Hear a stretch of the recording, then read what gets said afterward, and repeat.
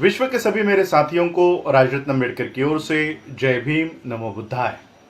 The बुद्धानिस धम्मा के 33वें भाग में आप सभी लोगों का स्वागत है। तथागत बुद्ध जब अपने राजगृह यहाँ पर लौटे तो राजगृह के पीछे, राजगृह के नज़दीक में ही गृहदकूट नाम का एक पर्वत था और उस गृहदकूट के पीछे 70 ब्राह्मणों का परिवार रहा करता था। तथागत बुद्ध ने सोचा क्यों ना इन ब्राह्मणों के उस बस्ती में जाया जाए और इन ब्राह्मणों का परिवर्तन किया जाए। और फिर तथागत बुद्ध ये विचार मन में लिए हुए वो गृहदकूट पर्वत के पीछे इन ब्राह्मणों की बस्ती में आ गए। इन ब्राह्मणों के बस्ती में एक पेड़ के छांव में वो वहाँ पर तथागत बुद्ध वहाँ पर बैठे और फिर अगल बगल में ये जो ब्राह्मण वहाँ पर रहा करते थे उन्होंने तथागत बुद्ध की गरिमा देखी, तथागत बुद्ध का तेजस्वी रूप देखा और सभी ब्राह्मण ये तथागत बुद्ध को देखने के लिए, मिलने के लिए इकट्ठा हुए। और फिर तथागत बुद्ध ने इन ब्राह्मणों को पूछा कि आप लोग कब से यहाँ पर रह रहे हो, आप लोगों का व्यवसाय क्या है। और फिर इन ब्राह्मणों ने कहा कि हम पिछले 30 पीढ़ियों से हम यहाँ पर रहते आ रहे हैं और हमारा जो व्यवसाय है ये पशु पालन करना, ये हमारा व्यवसाय है। और फिर तथागत बुद्ध ने पूछा कि आप लोगों की धार्मिक मान्यता क्या है। तो इन ब्राह्मणों ने बताया कि हमारी जो धार्मिक मान्यता है, हम लोग सूरज की पूजा करते हैं, हम लोग बरसात की पूजा करते हैं, हम अग्नि की पूजा करते हैं, मौसम के अनुसार हम लोग अलग अलग ये पूजा करते हैं। हमारे में से अगर कोई मर जाए, किसी का अगर देहांत हो तो हम सभी लोग इकट्ठा होकर ये ब्रह्मा से प्रार्थना करते हैं कि इसको स्वर्ग प्राप्त हो और फिर से इसका पुनर्जन्म ना हो, जन्म के इस सारे चक्र से इसकी मुक्तता हो। इस तरह से हम प्रार्थना करते हैं। तथागत बुद्ध ने बताया कि आपका ये जो तरीका है, आपका ये जो मार्ग है, ये गलत है।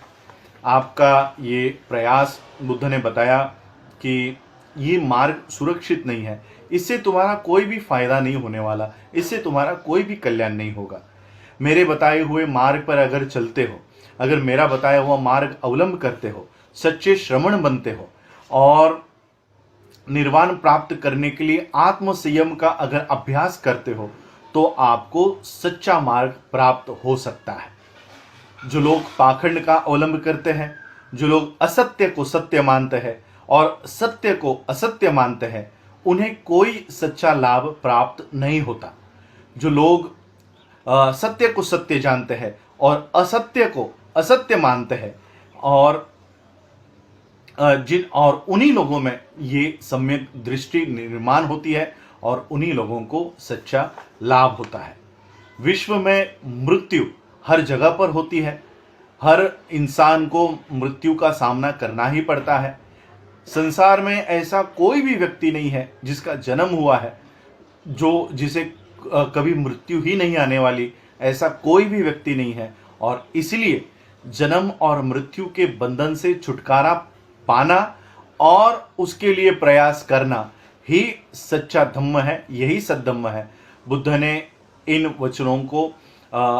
के इन वचनों को सुनने के बाद उन 70 ब्राह्मणों ने श्रमण होने की इच्छा बुद्ध के पास व्यक्त की। सभी 70 ब्राह्मण ये श्रमण बनकर ये तथागत बुद्ध के साथ बुद्ध के विहार की ओर चल पड़े। लेकिन रास्ते में चलते चलते इन ब्राह्मणों के दिल में, मन में ख्याल आने लग गए, विचार आने लग गए कि उनकी बीवियों का क्या होगा, उनके परिवार का क्या होगा, संसार का क्या होगा। ये सारे ख्याल उनके दिल में आने लग गए। बुद्ध ने इन बातों को पहचाना। बुद्ध ने देखा कि इनके मन में अभी भी संदेह है। और फिर जब वो विहार की ओर बढ़ने लग गए तो बहुत बड़ी बारिश शुरू हो गई, भारी वर्षा शुरू हो गई और फिर आगे बढ़ पाना जब मुश्किल हो गया तब वहीं पर नज़दीक में कुछ घर थे और फिर ये सभी ब्राह्मण और तथागत बुद्ध ये बारिश से बचने के लिए ये घरों में उन्होंने शरण ली। जब वो घर में गए तब उस घर की जो छत थी वो पानी उस छत से अंदर आने लग गया और सभी लोगों के लिए अंदर सुरक्षित रह पाना ये कठिन हो गया। तथागत बुद्ध ने उन ब्राह्मणों को बताया कि देखो, अगर किसी घर की छत अगर ठीक से बिछाई नहीं गई हो, किसी घर की छत अगर ठीक से बिछाई नहीं गई हो, तो जिस तरह से बरसात का पानी अंदर आ जाता है, उसी तरह से अगर हमारे विचार, हमारे मन को हम ठीक तरह से अगर नियंत्रित नहीं रखते हैं, हमारे मन को अगर ठीक तरह से संयत नहीं रखते हैं, तो काम वासना के विचार हमारे मन में, हमारे चित्त में, हमारे दिल में प्रवेश कर सकते हैं।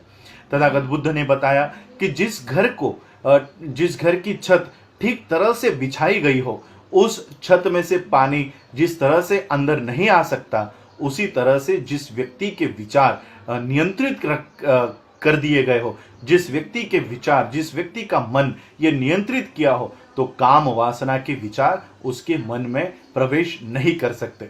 उन 70 ब्राह्मणों को लगा कि हाँ, उनसे ये गलती हुई है, उनके मन में इस तरह के ख्याल नहीं आने चाहिए थे, लेकिन फिर भी अभी भी वो पूरी तरह से संदेह से मुक्त नहीं थे। बुद्ध ने ये बात भी जानी कि ये सारे ब्राह्मण अभी भी पूरी तरह से इन संदेह से बाहर नहीं आए हैं। और फिर बारिश रुकने के बाद तथागत बुद्ध अपने विहार की तरफ इन सारे ब्राह्मणों को लेकर जब चलने लगे, तब बुद्ध ने एक जमीन पर वहां पर कुछ सुगंधित द्रव्य गिरा हुआ देखा और उन सभी ब्राह्मणों को बताया कि उनका ध्यान आकर्षित किया कि देखो किस तरह से सुगंधित द्रव्य वहां पर गिरा हुआ है और पूरी जमीन महक रही है। और कुछ दूर आगे ही मछलियों के पेट के जो आंतड़े होते हैं वो जमीन पर गिरे हुए थे, और जो लोग नॉनवेज खाते हैं उनको पता होगा कि मछली में से कितनी बास आती है। तो उसी तरह से उस जमीन से भी उतनी ही गंदी बास आने लग गई थी, दुर्गंध सारी वो जमीन में फैला हुआ था। तो बुद्ध ने बताया कि देखो, गंदगी जिस जमीन पर पड़ी हुई है, उस जमीन से भी दुर्गंध आ रहा है। और बुद्ध ने फिर इन ब्राह्मणों को बताया कि जो लोग हीन और नीच स्वभाव के लोगों की संगति करते हैं, जो लोग हीन और नीच स्वभाव के लोगों की संगति करते हैं, उनकी स्थिति भी दुर्गंधी पदार्थ को हाथ में लिए हुए खुद दुर्गंधित होने वाले व्यक्ति जैसे हो जाती है। वो और बुराइयों में धंसते चला जाता है और वो दुष्टता में, दुष्ट कृत्यों में तरबेज होता जाता है।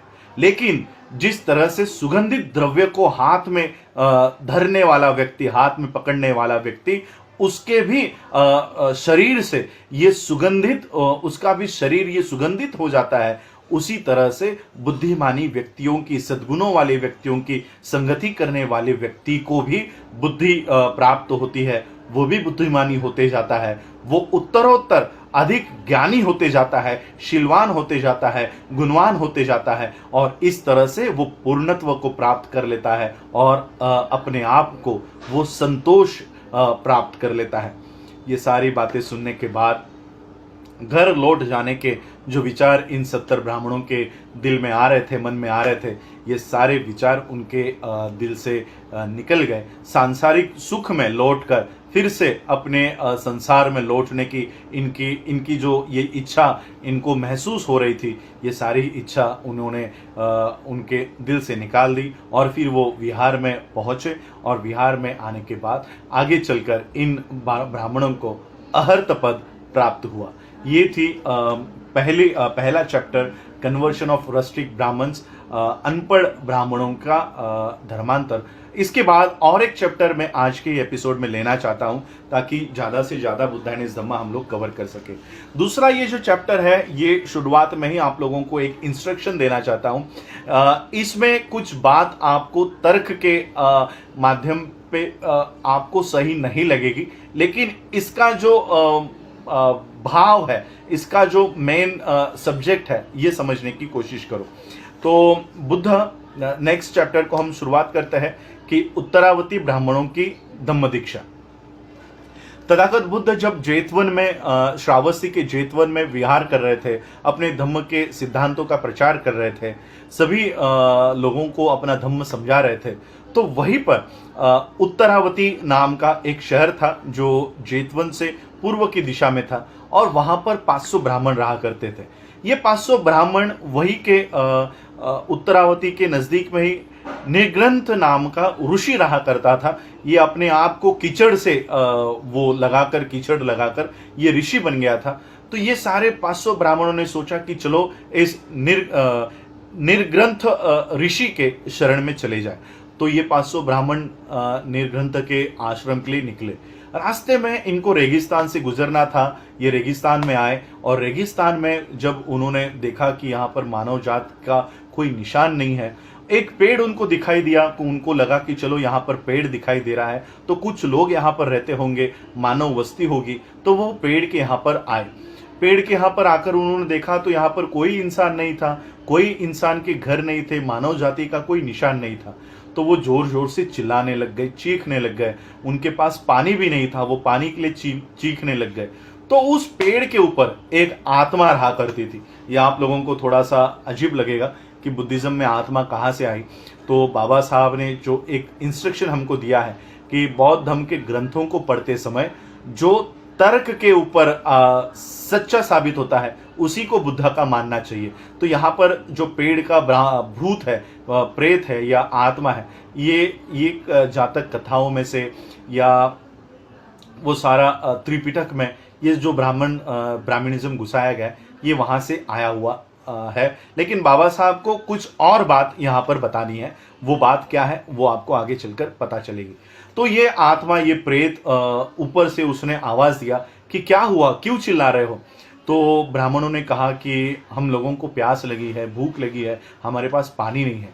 तो इस आत्मा ने उनको खाने पीने की चीजें दी। और उस खाने पीने के बाद इन ब्राह्मणों ने उस आत्मा को पूछा कि आपकी ये हालत कैसी हुई, आप ये आत्मा बनकर ये इस पेड़ पर कैसे टंगे हुए हो। तो उस आत्मा ने बताया कि एक बार जब सुदत्त यानी अनाथ पिंडक जब बुद्ध को, तथागत बुद्ध को ये जेतवन विहार, जेतवन नहीं,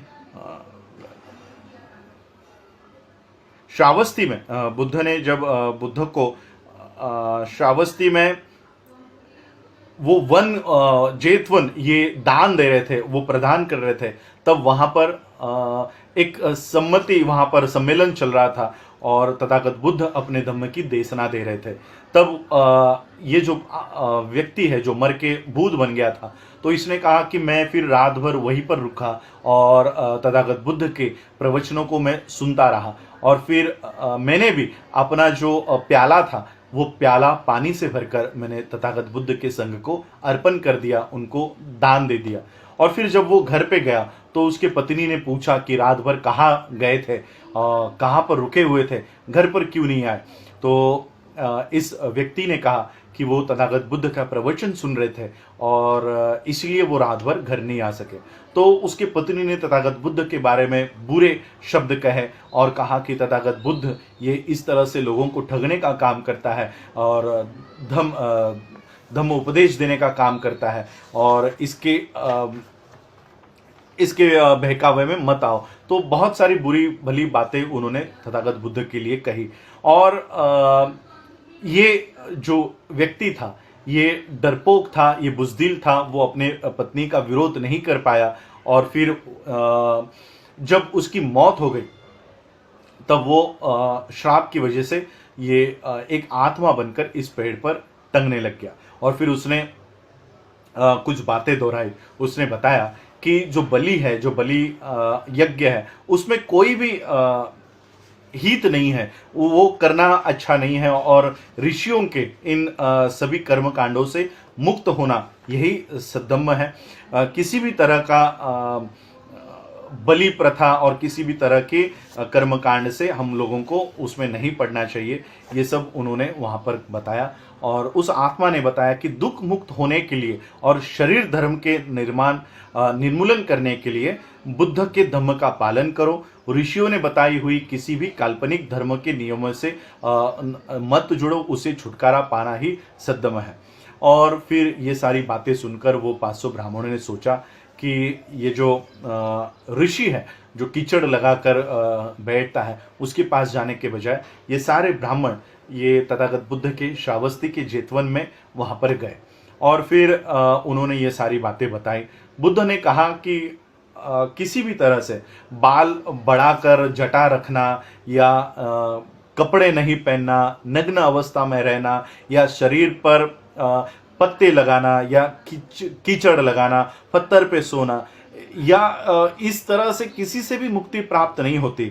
सच्ची मुक्ति उसको ही मिलती है जो दुष्ट विचारों से मुक्त होता है, उसी को सच्ची मुक्ति मिलती है। और बुद्ध ने फिर उनके जो धम्म थे, धम्म के सिद्धांत थे, इन 500 ब्राह्मणों को बताए और इन 500 ब्राह्मणों ने वो धम्म के सिद्धांतों को सुना और ये 500 ब्राह्मण तथागत बुद्ध के धम्म के शरण में चले गए।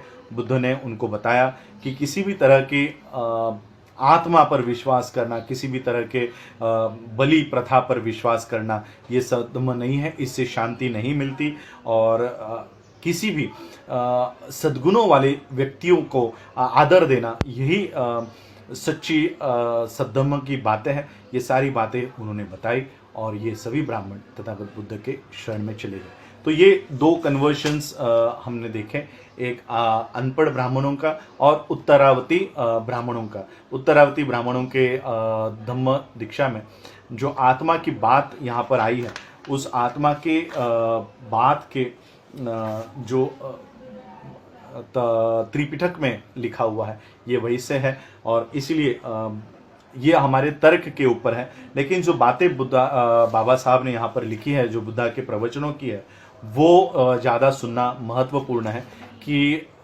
भले कोई इंसान कपड़े पहनता हो या कपड़े नहीं पहनता हो, पत्ते लगाकर घूमता हो, कीचड़ लगा के घूमता हो, इससे मुक्ति प्राप्त नहीं होती। सच्ची मुक्ति उसको ही मिलती है जो दुष्ट विचारों से मुक्त हुआ हो। यही सच्ची मुक्ति का मार्ग है। तो ये बुद्ध एंड इस धम्मा के ये 5 में हम लोगों ने आज सुना।